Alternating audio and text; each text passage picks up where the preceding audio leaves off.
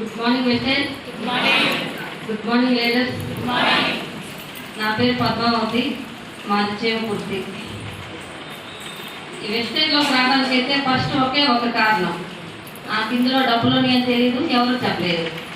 ఇక్కడే ఉన్నాడు మా తమ్ముడు, జాయిన్ అయితే డబ్బులు వస్తాయి అన్నాడు.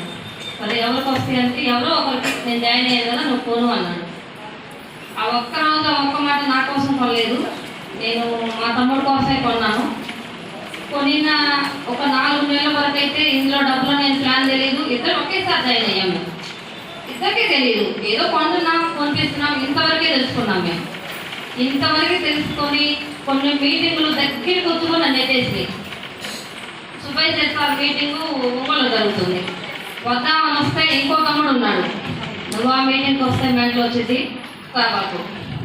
సరే ఇంకో మీటింగ్ స్టోర్లో జరుగుతుంది, సిఎస్సి కొనుక్కొని దగ్గరికి వచ్చాం. సార్ వస్తున్నాడు, ఇంత యాభై సార్ ఉందని చెప్పలేదు. వస్తున్నాడు అంటే వస్తున్నాడు, మనం చెప్పే విధానం ఉంటుంది కొంచెం. వాళ్ళు బాగానే చెప్పారు, నేను సరిగ్గా ఏం లేదు. ఫస్ట్ ప్రతి ఒక్కరు ఏమంటారంటే క్లారిటీ ఇవ్వాలి అంటారు, కానీ క్లారిటీగా వినాలి. వాళ్ళు ఎలా చెప్పినా మనం వినే విధానంలో ఉండేది. బంగారం తీసుకొచ్చి ఇంట్లో పెట్టినా అది పిచ్చిదానాలు చూస్తే పిచ్చిదే అయింది, పిచ్చిది కూడా బంగారం అయింది. చూసే కళ్ళని బట్టి వేసుకునే మనిషిని బట్టి ఉంటుంది. నేను సరిగ్గా ఈనుంటే చాలా సక్సెస్ వచ్చేదేమో. నేనేం లేదు, 4 నెలలు మిస్ అయ్యాను. ఇనే లేదని సార్ వదిలేయలేదు. వంశం మారిద్ది అని ఒక్క మాట సార్ చెప్తుంటే అర్థం కాలేదు. ఫస్ట్ వచ్చిన మీటింగ్కి వంశం ఎలా మారిద్ది, తప్పకుండా వంశం మారిద్దా మారదనుకున్నా.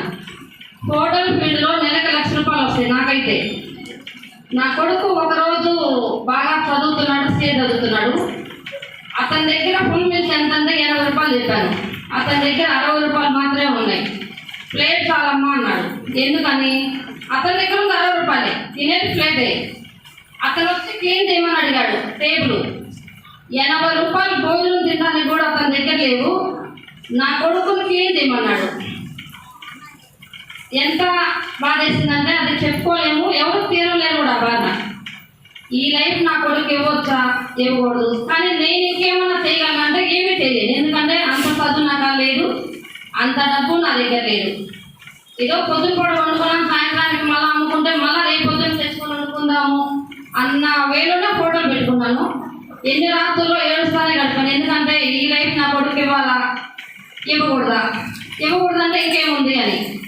నాన్న నువ్వు బాగా చదువుకో, నువ్వు నాకు మంచి లైఫ్ ఇవ్వాలి అని చెప్తూనే చాలా రాత్రులు గడిపాను. కానీ అదే టైంలో చాలామంది కస్టమర్లు వచ్చారు హోటల్ దగ్గరికి. ఆ హోటల్ దగ్గరికి ఒక దేవుడే వచ్చాడు, అదే ఎవరంటే ఎంఎస్ఆర్ గురువు గారు. చాలామంది అప్లైన్ సపోర్ట్ చేయట్లేదు అంటారు, కానీ తిరుపతి సార్ కూడా నాకు అప్లైన్గా సపోర్ట్ కొంత చేశాడు. కొంత చేశాడని నేను అనుకోవట్లేదు. సాక్షాత్గా పూజారిని పరిచయం చేస్తే ఏమని వచ్చింది, దేవుణ్ణే పరిచయం చేస్తానని తీసుకొని చెప్పి హోటల్ దగ్గరికి తీసుకొచ్చాడు. గ్రేటా కదా? పూజారి ఎందుకు, నీకు నేరుగా వరం ఇచ్చే దేవుడే నేను తీసుకొస్తున్నానని ఆ రోజు తీసుకొచ్చాడు. ఆ ఒక్కసారి ఆ రోజు అందరూ ఒకే ఒక మాట ఇస్తారు, సార్ నాలో ఏముంది నాకు తెలియదు, నా రాస్తాయి కాదు, అందరూ నీకోసం వస్తే నువ్వు మాత్రం మా కోసం వచ్చావు, ఖచ్చితంగా నిలబడి దీనిలో నిలబడతానని చేస్తే అదే నెలలో బ్రాంచ్ అయ్యి 9,700 వచ్చినాయి. ఐఎస్టెక్ 47,000 వచ్చినాయి. చాలామంది వంశం మారేది అనే దానికి నిదర్శనం ఏంటంటే తల్లిదండ్రులు బాగా సంపాదిస్తారు, ఒక షాప్ పెట్టేస్తారు. గురువు కూడా బాగా చదువు చెప్తాడు, చదివిస్తాడు. ఎంఎస్ఆర్ గురువు గారు మాత్రం తరానికి ఒక లైఫ్ ఇచ్చాడు.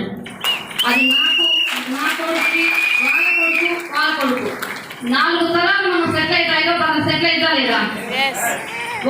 వంశానికి మార్పు తెచ్చినారంటే ఎంఎస్ఆర్ గురువు గారే. ఈరోజు సార్ ఫోటో పెట్టుకొని ఎక్కడికైనా వెళ్ళు, టీం వచ్చిద్దా రాదా? సారు ఒకే మాట అన్నాడు, మాట్లాడటం రాదు సార్ నాకంటే అందరూ వెనక నుంచి ముందుకు వచ్చిన వాళ్ళే. 2 మాటలు ఈరోజు మాట్లాడు, రేపు 4వ అవతల 100వ అన్నాడు. సారు మాత్రం ఎన్ని జన్మలు వచ్చినా సార్ ఒకటి తెచ్చుకోలేను. చాలామంది చర్చికి వెళ్తారు, మసీద్కి వెళ్తారు, గుడికి వెళ్తారు, కానీ ఎవరైనా వాళ్ళ దేవుడిని తాకడానికి అర్హత ఉండేది. కానీ ఎంఎస్ఆర్ పాదాలు తాకాలంటే ఒక అర్హత ఉండాలి. ఎవరికైనా సరే ఇక్కడ ఒక ఇల్లు ఉండాలి. ఆ పాదాలు మనం మనస్ఫూర్తిగా ఆయన పాదాలు తాకండి, సక్సెస్ ఎందుకు రాదో నేను చూస్తాను. మా టీంలో ప్రతి ఒక్కరికి అదే చెప్తున్నా. మనం నిలబడాలి అంటే నిజాయితీగా నిలబడండి. గెలుపు సార్ చూసుకుంటారని చెప్తున్నా. ఇల్లు కోల్పోయిన తర్వాత నిలబడ్డా అది గెలుపు మన కాదు, ఆ గెలిపే కాదు అసలు. అది డిసైడ్ అయ్యి వర్క్ చేస్తే 40,000 వచ్చింది నాకు. థ్యాంక్ యూ సార్, ఈ అవకాశం ఇచ్చిన కూడా సార్ అయితే ప్రత్యేకమైన గుర్తింపు ఉందని అంటారు. ఓకేనా మేడం, ఒకసారి గ్రేట్ అప్లాజ్ ఇద్దాం. Thank you very much madam. ఇదే స్టార్ డైరెక్టర్ క్యాడర్లో నేను కూడా ఉన్నా. మాట్లాడు సార్. రూపాయలు నా హైయెస్ట్ ఇన్కమ్, 88,880 రూపాయలు. మైక్ ఇస్తే సార్ దగ్గర నుంచి ఎంతో కొంత నేర్చుకోవచ్చు.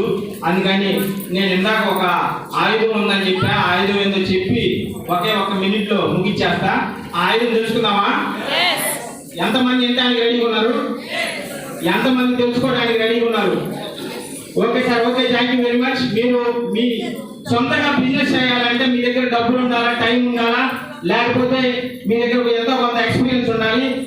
ఇక్కడ ఈ బిజినెస్ చేయడానికి మీకు అందరికీ కావాల్సిన ఒకే ఒక ఆయుధం, అందరి దగ్గర ఉన్న ఆయుధం మీ అందరి దగ్గర ఉందన్న సంగతి కూడా మీకు తెలీదు.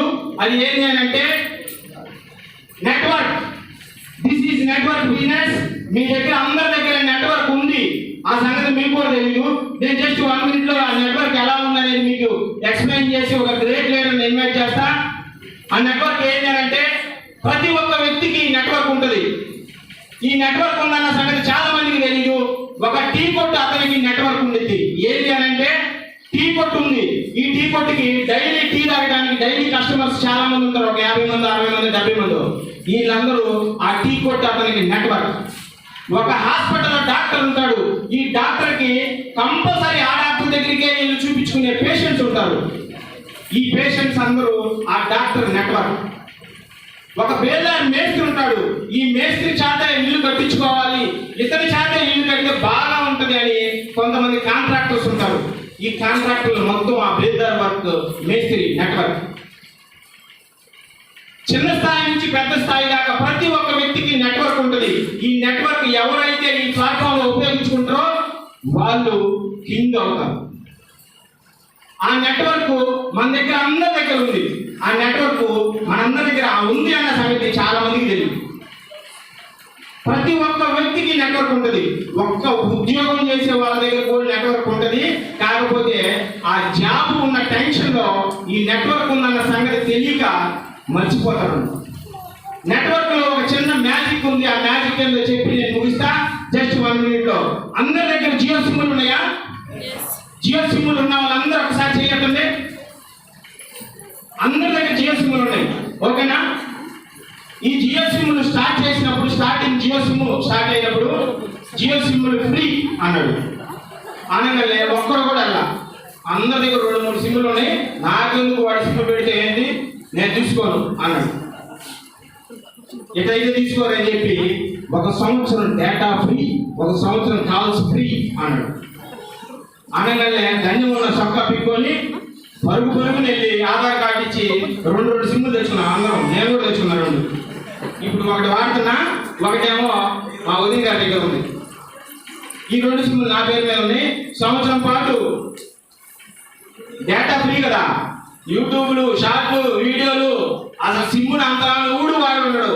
అంతరాము వాడేమ్మా జియో సిమ్ని వాడలేదా? అందరూ వాడాం. ఎందుకు? ఫ్రీగా వచ్చింది డేటా. అప్పుడు దాకా అసలు ఇంత డేటా వాడిందే లేదు ఎవరు. మొత్తం సంవత్సరం ఫ్రీగా వాడుకున్న తర్వాత 1 ఫైన్ డే కంపెనీ ఓనరు 299 పెట్టి రీఛార్జ్ చేయి, నోరు మూసుకొని అన్నాడు. అనగానే అప్పుడు దాకా ఉన్న సిమ్ 120 రూపాయలు, 100 రూపాయలు రీఛార్జ్. ఈయనేంది వెరైటీగా 299 పెట్టి రీఛార్జ్ అంటాడు. మనకు వద్దు ఈ సిమ్ అని తీసి బూట్లో పెట్టాం. బూట్లో పెట్టినా అయిపోయింది కదా. ఫోన్ తీయగానే డేటా రావట్లా. ఫోన్ తీయగానే ఎవరు ఫోన్ పెట్టడం డేటా రావట్లా. సరే, దాని వాల్యూ అర్థమైంది. డేటాకున్న విలువలో తెలిసింది. సిమ్ తీసుకొచ్చి మళ్ళీ వేసి వాడిని అడిగి ఈయన్ని అడిగి 299 పెట్టి రీఛార్జ్ చేసాం. విషయం ఏంటి అని అంటే, నువ్వు రీఛార్జ్ చేస్తుంటే నీకు ఓనర్ ఎవరో తెలియదు, ఆయన డబ్బులు తీసుకుంటున్నాడు ఆడ. ఈ సంవత్సరం పాటు జియో కంపెనీ ఓనర్ ఏం చేశాడు అని అంటే నెట్వర్క్ తయారు చేసుకున్నాడు. కొన్ని వందల కోట్ల మందికి సిమ్ములు అమ్మి ప్లాట్ఫామ్ తయారు చేసుకున్నాడు. అర్థమైందా? ఈ ప్లాట్ఫామ్ తయారు చేసుకొని మీరు రీఛార్జ్ చేస్తే ఆయనకి డబ్బులు పోతాయి. రీఛార్జ్ ఎంతమంది చేశారు అని ఒక క్యాలిక్యులేషన్ వేసుకొని ఒక చిన్న టైం టేబుల్ తీసుకుంటే ఓనర్కి పర్ డే 1 డే 48 కోట్లు ఆదాయం మిగిలిందంట. ఒక్క రోజుకి 48 కోట్లు మిగులు, ఖర్చులు కాదు, మిగలటమే 48 కోట్లు మిగిలిందంట. ఎంత పెద్ద స్కెచ్ చేశాడు చూడండి. నీ చేతిలో చిన్న సిమ్ కార్డు ఇంత ముక్క పెట్టి డబ్బులు సంపాదించుకుంటాడు అతని దగ్గర జస్ట్ ఒక నెట్వర్క్ అనే జియో సిమ్ అనేది ఒక చిన్నది మనకిచ్చి మన నెట్వర్క్ తయారు చేసుకొని మనందరం అతని నెట్వర్క్. ఓకేనా? మనకి ఈ కంపెనీలో నెట్వర్క్ తయారు చేసుకోవడానికి 450 ప్రొడక్ట్లు ఉన్నాయి. ఈ 450 ప్రొడక్ట్లో నెట్వర్క్ మీరు తయారు చేస్తే మీరే కింగ్.